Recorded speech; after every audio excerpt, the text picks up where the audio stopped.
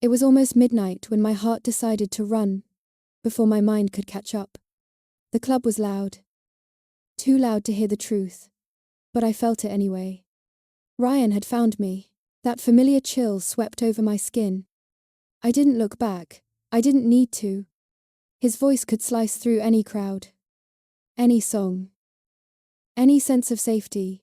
I pushed through bodies, through perfume and sweat and strobe lights. The bouncer shouted my name, but he didn't stop. The city was waiting outside, wet pavement, cold air, the sound of my own heels betraying me. My breath turned to smoke in the night. I could hear him behind me, footsteps, curses, the rhythm of a man who believed he owned me. I turned down a narrow alley and slammed into a door I'd never noticed before. It wasn't locked. Inside was silence. Low jazz. Cigarette smoke curling like ghosts above crystal glasses. It wasn't a bar. It was a world built for men who didn't fear consequences. And every head turned toward me. For one heartbeat. No one moved. Then a voice low, steady, with a kind of authority that didn't need to shout, said, "Let her breathe." I looked up. At the center table sat a man in a charcoal suit. His expression unreadable. His presence impossible to ignore. Nico Moretti. I'd heard the name whispered, the way people whisper bad luck. He didn't blink. Didn't ask who I was or why I was there. He simply tilted his head, studying me like I was something fragile that had stumbled into a den of wolves. "I'm sorry," I whispered. He didn't mentor. Before I could finish, the door burst open again. Ryan's voice crashed into the quiet. "Eva." He looked like a storm that had learned to walk on two legs. And then, his eyes landed on the man between us. Something in him faltered. Nico didn't stand immediately. He didn't need to. He just said, calmly, "You should leave before you regret staying." The room held its breath. Ryan hesitated, just long enough for everyone to see the truth. Even monsters know when they've met something worse. He turned and left. When the door closed, I finally exhaled. My hands were shaking. Nico's eyes stayed on me. He nodded once toward his men. "No one touches her." It wasn't kindness. It was law. And for some reason, that made me feel safe.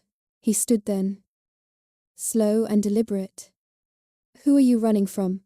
I tried to speak, but the words tangled somewhere between fear and disbelief. "I don't know anymore," I said. He looked at me for a long moment, then at the rain still dripping from my hair.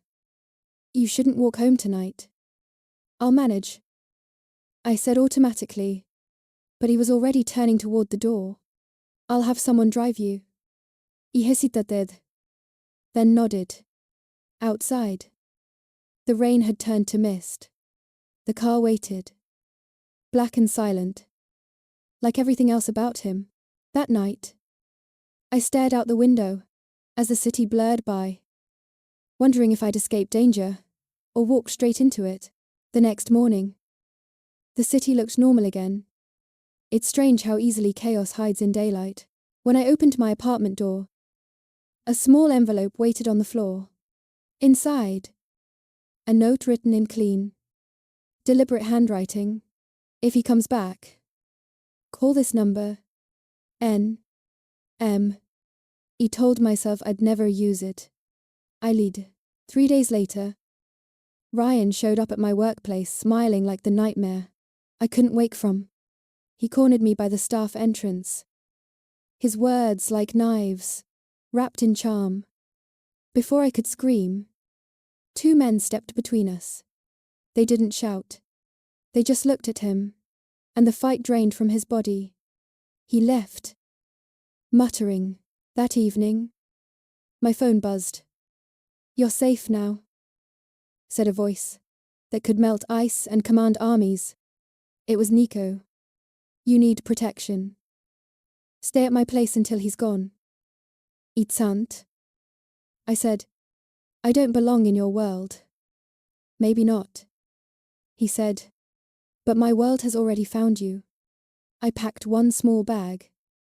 When I arrived, his home wasn't what I expected. No guards pacing halls. No marble thrones. Just sunlight spilling across white walls. The smell of coffee. The hum of quiet. He didn't ask questions. He showed me the guest room, nodded toward the kitchen, and disappeared into his office. It felt less like captivity and more like being left alone with my own heartbeat. Days turned into something like peace. I cooked. He read. We learned each other's silences. Sometimes I'd catch him watching me, not the way men usually watch, but like he was memorizing stillness. At night, I'd hear him purring. A man used to control, learning what it costs to care. One night, we met in the kitchen, both awake for different reasons. The clock said 2 a.m. He was barefoot. Hair mussed. Less myth. More man. Couldn't sleep, I asked. He poured whiskey into a glass. Can't remember the last time I did. Do you ever get scared? He turned. Eyes shadowed by the dim light. Only of losing control. He said it like a confession. And for the first time, I wasn't afraid of him. I was afraid of how much I wanted to stay. The next few days blurred into quiet rituals. He never crossed lines. Once, when I fell asleep on the couch reading, he covered me with a blanket. Another time, he brushed a stray hair from my face, then pulled back like he'd touched fire. You've had enough men decide for you, he said softly. And I realized he was right, but safety, even the gentle kind, as edges, because safety asks for trust, and trust asks for truth. One afternoon, while he was away, I wandered into his study. On his desk sat a file, my name on the tab. Inside, a photo of Ryan, a police report, and a single word written in red-handled. My chest tightened. When Nico returned, I was waiting.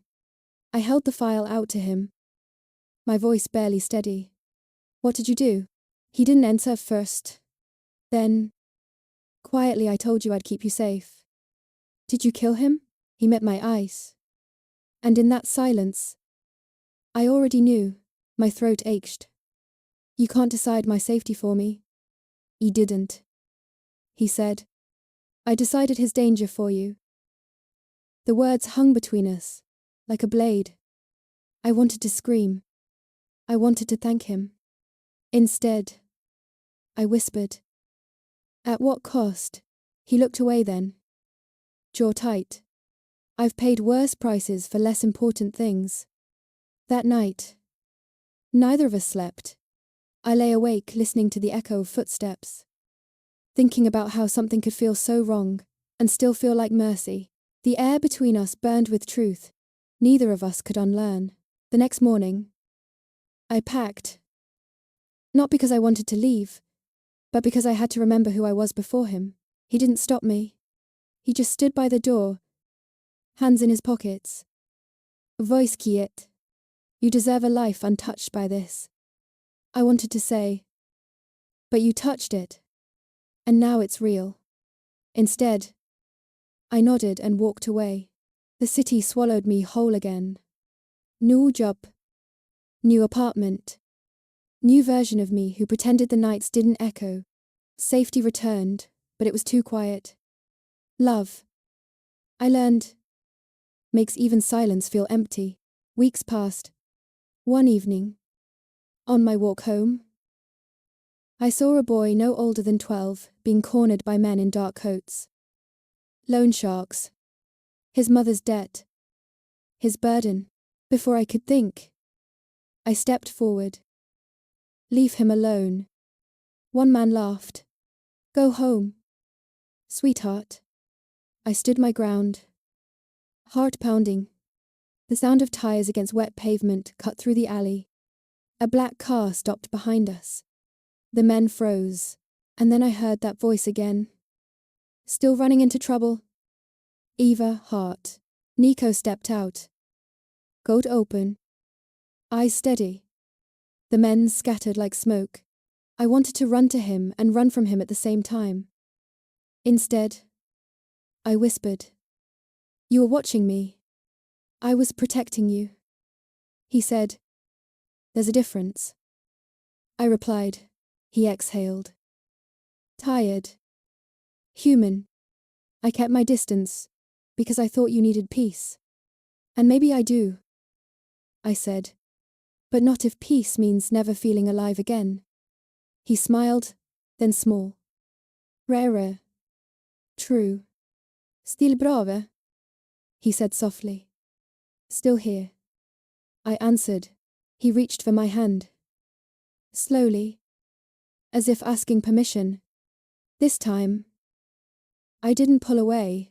The city noise faded. Somewhere. A siren wailed. Somewhere else. My heart stopped running. 6 months later. I found myself standing in front of a small community clinic on the east side. The sign above the door read Hartwell Center. Though everyone knew the funding came quietly from the Moretti Foundation, inside, the air smelled of disinfectant and hope. Children laughed down the hall. And for the first time in years, he felt still. When he visited, he came alone. No guards. No shadows. Just a man who had finally learned the sound of gentleness. You built this? He said, looking around. We did. I replied. He smiled, brushing his thumb along the bracelet on my wrist.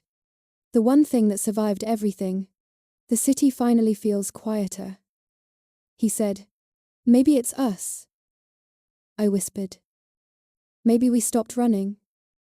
He kissed my forehead. And for a long time, neither of us spoke. Outside. The world kept moving, but for once, it didn't feel faster than our hearts. They said love built in the dark can't survive the light. But maybe they were wrong. Because when two broken people choose each other not out of fear, but out of hope, they build something unshakable. Some stories aren't about perfection. They're about choosing each other again and again. Even when the world says, you shouldn't. If this story touched your heart tonight, take a second to like the video. It helps others find stories that heal. Leave a comment and tell me, would you choose safety or love that asks for courage? And don't forget to subscribe. Because every week, I'll bring you another story where danger meets devotion and every broken heart finds its way home.